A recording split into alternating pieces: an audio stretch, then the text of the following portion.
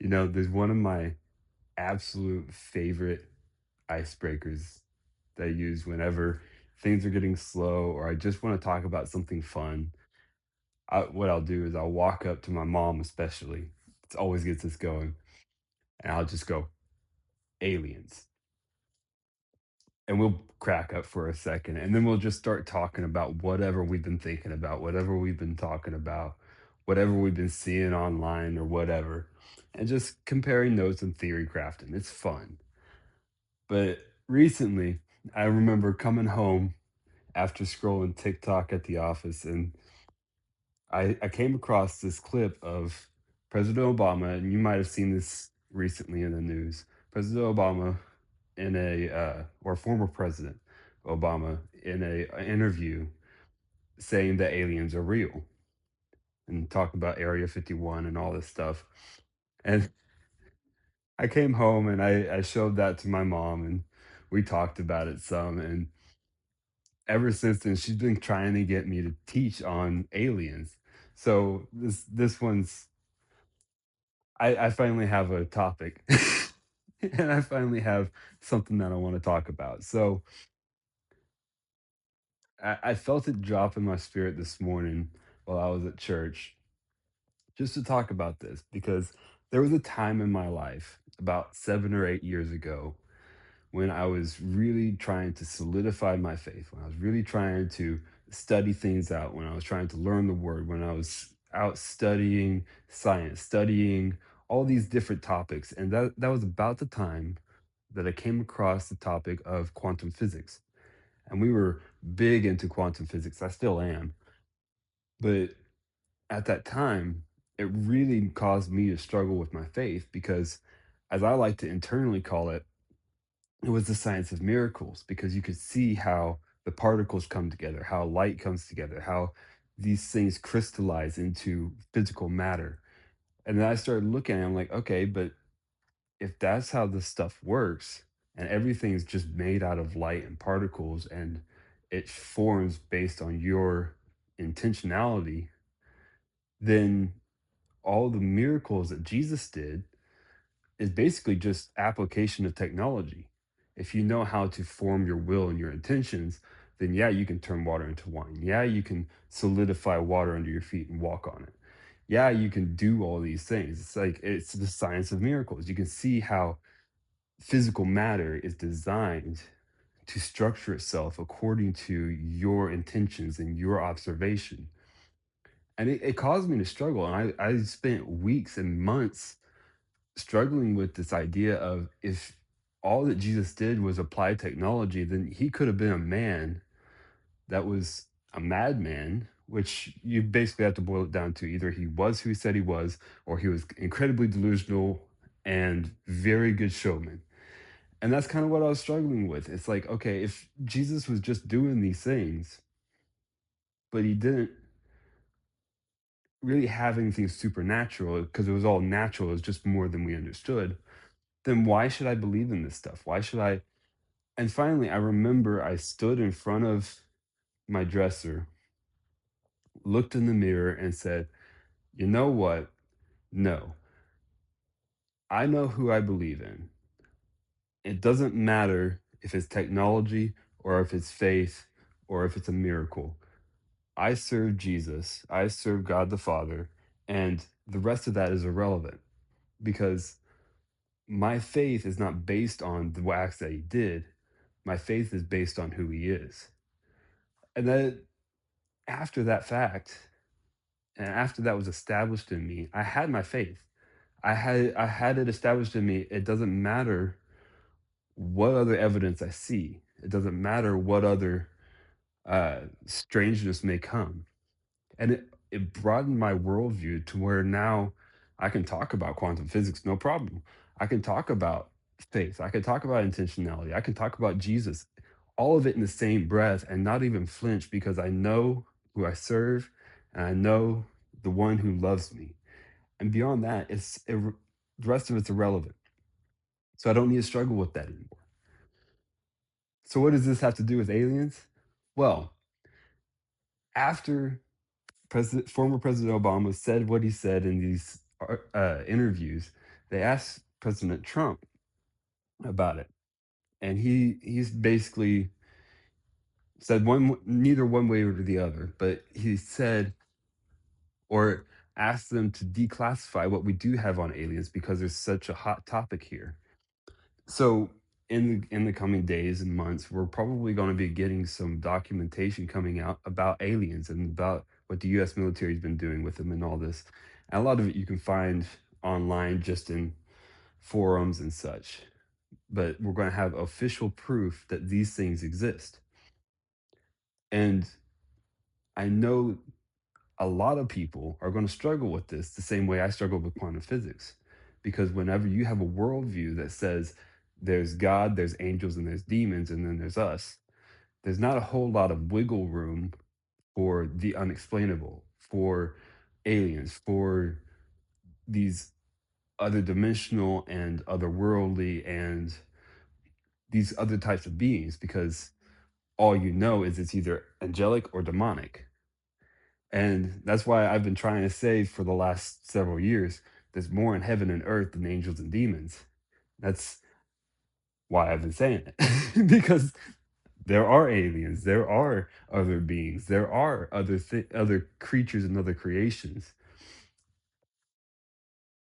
But whenever you don't have a grid for it and you're trying to hold on so tightly to what you do know, it can break you. It can break your faith.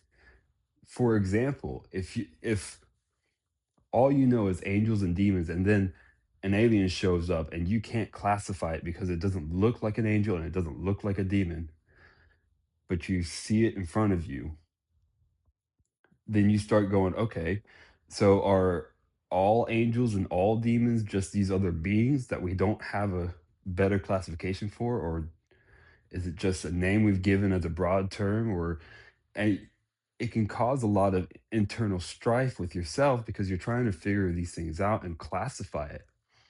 And it's a lot like if you've only ever been taught that there are fish, there are birds, there are dogs, and there are cats. And those are the only four types of animals that exist. What are you going to do when you meet a monkey? What are you going to do when you meet a chimpanzee that looks like us, sometimes acts a little bit like us, but you know it's not like us? You know it's something separate, something different. But it's not a monk, it's not a fish, it's not a bird, it's not a dog, and it's not a cat. What are you going to classify it as? You have to come up with a new classification. You have to come up with something outside of what you know to explain these things. And that's what we talk about when we say grid. When you don't have a grid for something because you don't have a box that it fits in. You don't have something that gives you a reference point. So, I mean, you look at it. There's a scripture I was quoting to a friend of ours the other day that even Jesus talked about during the tribulation or after the tribulation and after the signs in the heavens and after all these things. He quotes in Mark 13, I think it's verse 27, but it's the chapter leading up to verse 27. And then verse 27 says, and he shall send his angels to gather, uh, I think it's the believers, from the ends of the earth to the ends of the heavens. So right there, I mean, why are there believers at the ends of the heavens? Why is there more than just the ones on earth? Because we haven't exactly flown to the ends of the heavens. We haven't gone very far comparatively. But then you also look in Isaiah, I believe it's chapter 13 again. I think it's verse 5. I was just looking this up earlier. Um, but I know it's chapter 13. He says that the Lord of hosts will gather his armies, I think, from the ends of the earth to the ends of the heavens, where he gathers them all together.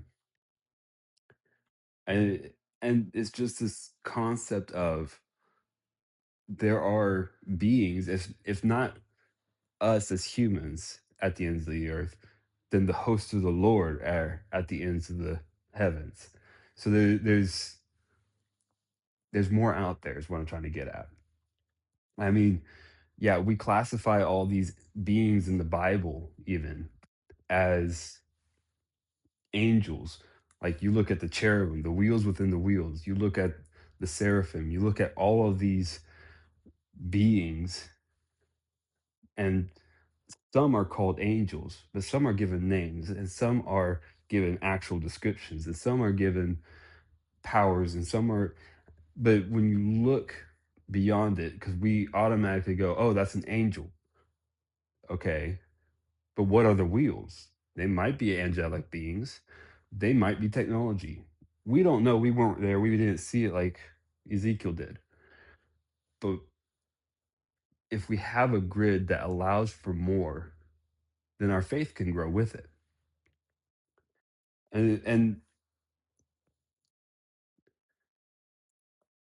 the reason I'm saying all this, I'm hoping it makes sense. But the reason I'm saying all this is one, this topic can cause people to struggle if they don't have some kind of grid and reference point to base it in scripture or base it in their faith, base it in their box.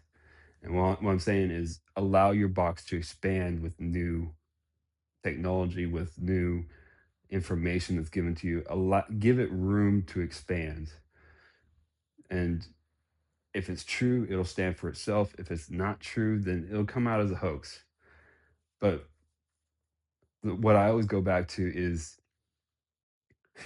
I've been trying to use this all week, but there's an example that I keep coming back to in my mind of Bigfoot.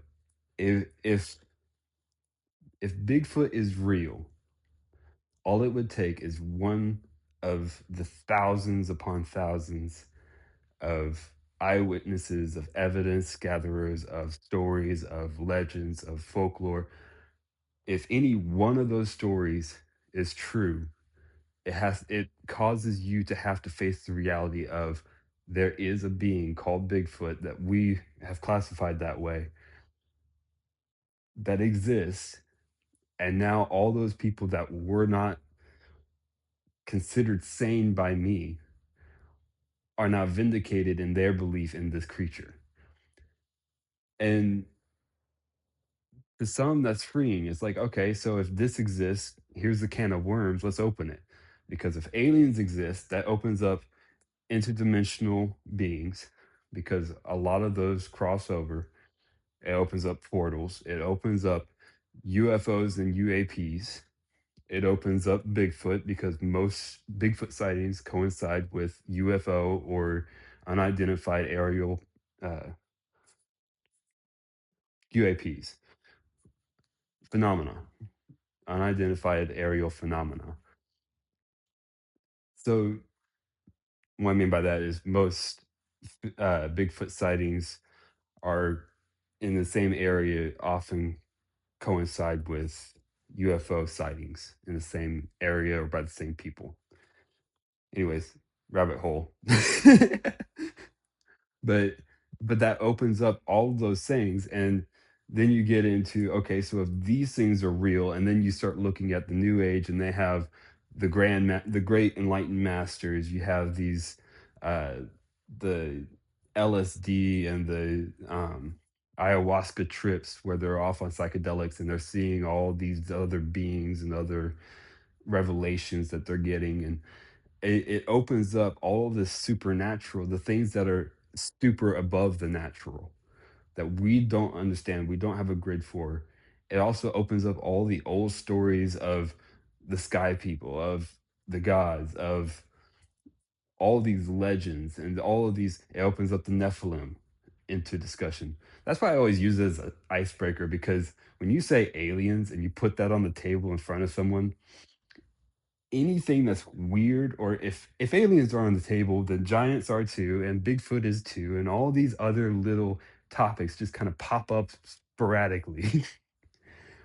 But they're all connected. There's something more there. And if you allow yourself to go one step into little gray men exist and alien abduction exists, then you start asking questions of why do they abduct? Why do they show up here? And why do they do this? Why do they interact this way? And it's not demonic, it's not angelic. Sometimes it's bad, sometimes it's evil, sometimes it's beneficial and good, sometimes it's neither here nor there, curiosity. But if you can allow yourself to go that one more step, if you can go that one more step, it's not, don't try and classify angels as aliens. I joke about that a lot. It's like, where are aliens in the Bible? Well, I mean, angels by definition are not of this world, but they are visitors in this world. So you can call them that. But neither are we, so we're aliens. Anyways, I'm rambling at this point. But ask yourself the question, are you willing to allow your faith to expand and your reference points to change in a way that what's about to be revealed from quote unquote official slash credible sources when the supernatural becomes commonplace, are you willing to have that conversation? Are you willing to have that shift in reality? Because unless you're willing to look at it different, you're not going to be able to think about it different. And then without a perspective shift, there's never a paradigm shift. So hopefully that makes sense. If you want to get on YouTube, look up aliens. There's all kinds of stuff on there. Not all of it's credible. That's great training for discernment, but definitely worth the time to look into. If nothing else, we could have a conversation. So thank you. Enjoy. Make sure one more thing. Make sure before all of this comes out that you know who you serve, you know why you serve him, and you understand that all of this is functionally irrelevant other than a talking point. Unless you are meant to engage on this level, not level like hierarchy, level as in extra dimensional, as in other beings, as in that realm of spirituality, of physicality, however you want to put it, unless you're like, that's your passion, that's what God's wanting you to go into, it's really irrelevant to you. But if you do want to go there, then go there. Take the step, figure it out. It's a great topic. It's a great, great hobby, if nothing else. But the other question I'm going to leave you with is, why is it that everyone believes to a degree in aliens, but people still question if giants and Nephilim exist? That's something you might question about. But I digress. Thank you for thank you for your attention, and we'll talk to you later.